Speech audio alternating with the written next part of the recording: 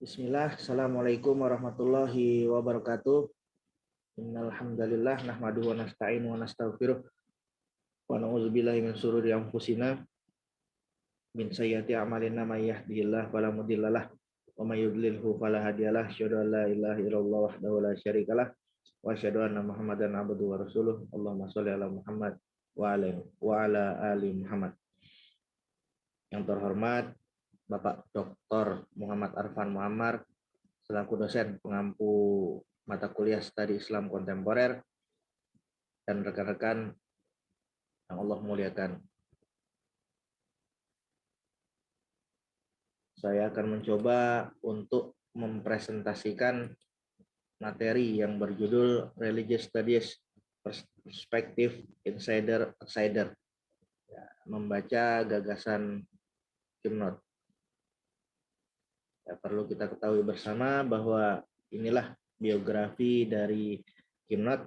Ya, Kim Knott, beliau adalah peneliti yang memfokuskan diri pada pengembangan metodologi spasial dalam studi agama untuk mencari keterlibatan sirkuler antar agama, baik sosial, budaya, politik, ekonomi.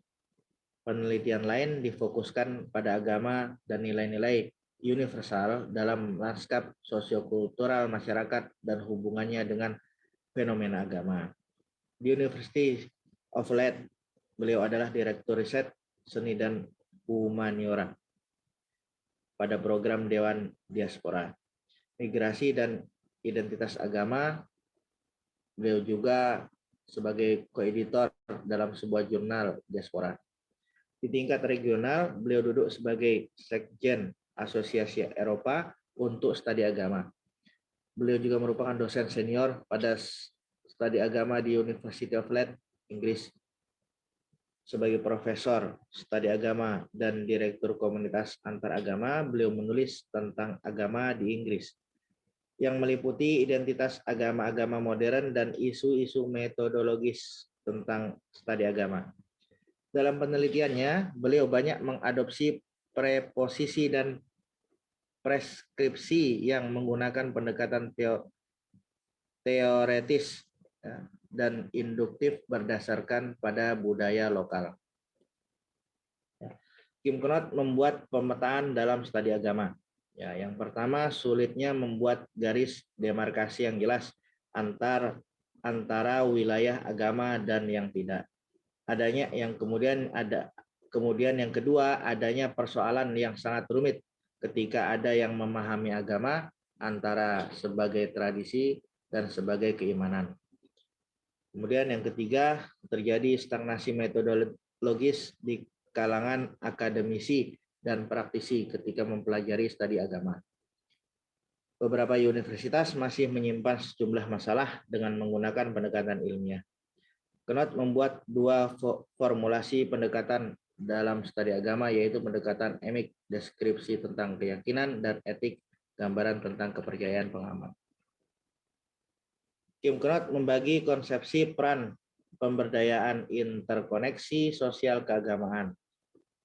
Ada 4 poin. Yang pertama, partisipan murni, peneliti sebagai partisipan sebagai peneliti, peneliti murni.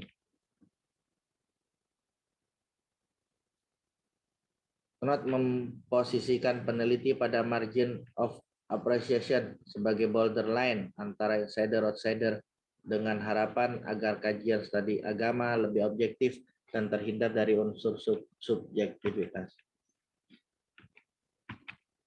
Perspektif insider-outsider dalam sejarah studi agama. Michael Darshan Sikh mengatakan para penulis barat berusaha untuk menafsirkan dan memahami Sikhim sebagai outsider.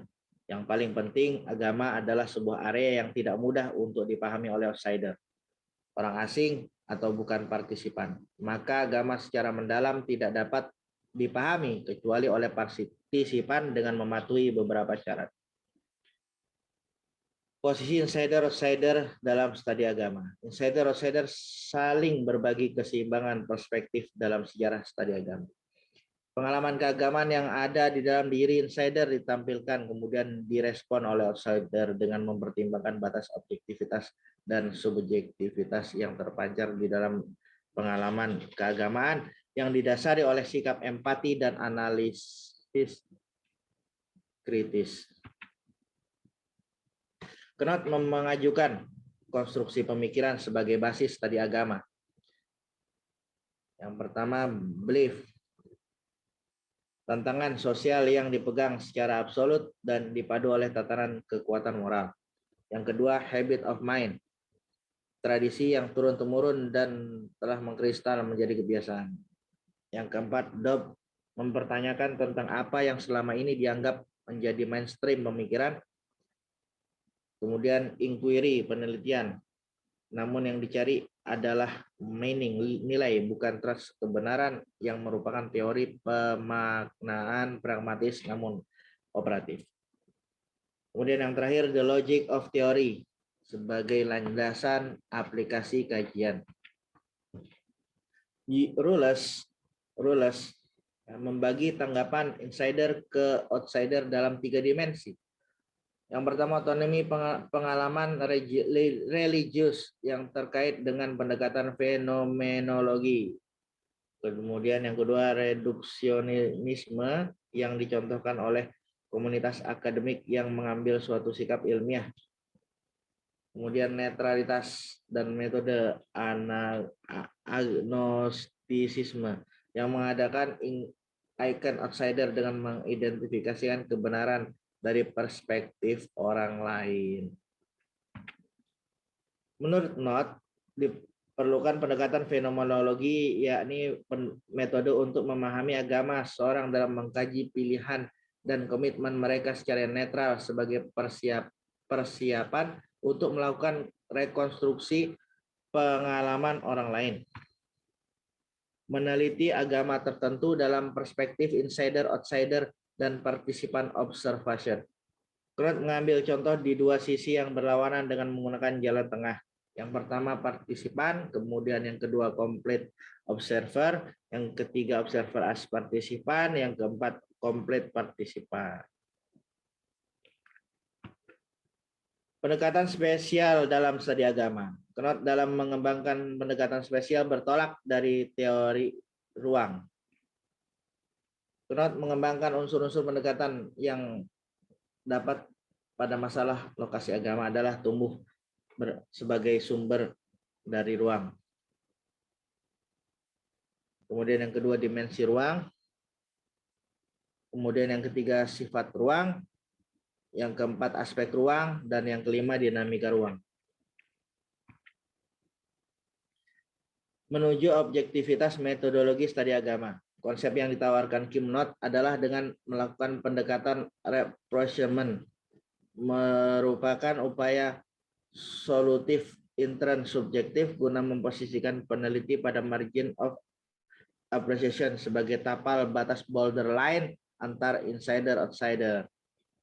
Dalam penekanan tersebut tidak ada tuntunan untuk meleburkan diri ke dalam 2 pribadi yang berbeda, namun dari keduanya itu masih dimungkinkan untuk dicari titik temu meskipun kecil.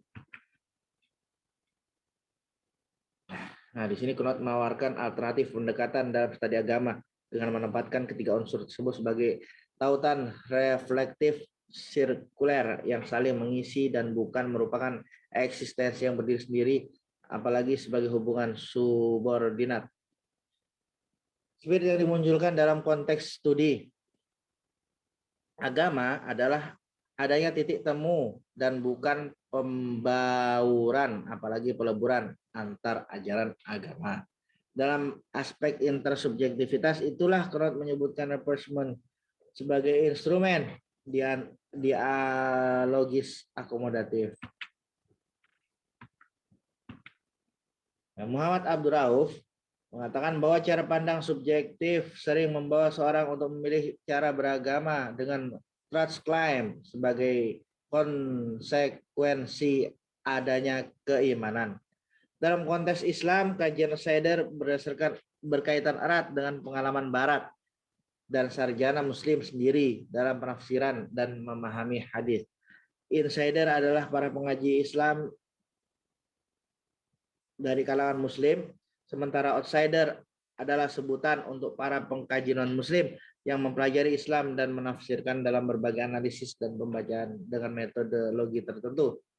Rauf yang mengatakan terms outsider tidak hanya sebatas orang luar, tetapi masuk insider yang melakukan kontrol sosial atau otokritik di dalam keagamaan. Pertanyaannya, apakah mengkaji Islam dari outsider benar-benar objektif dan dapat dipertanggungjawabkan dan memiliki fasilitas ilmiah dilihat dari topik insider?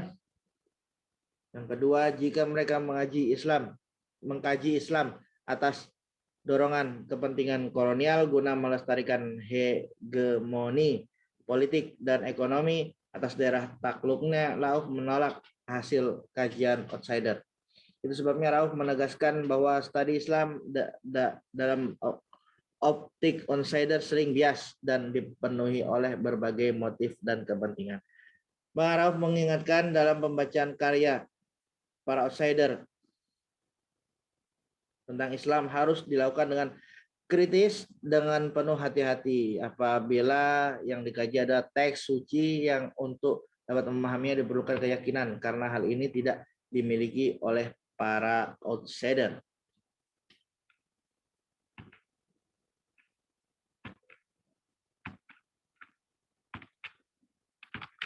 Baik, sebagai penutup, tidak ada pernyataan tentang suatu agama yang sah kecuali dapat diakui oleh pemeluk agama itu sendiri. Demikian, jazakumullah khairan siron. Mohon maaf masih banyak kekurangan. Wassalamualaikum warahmatullahi wabarakatuh.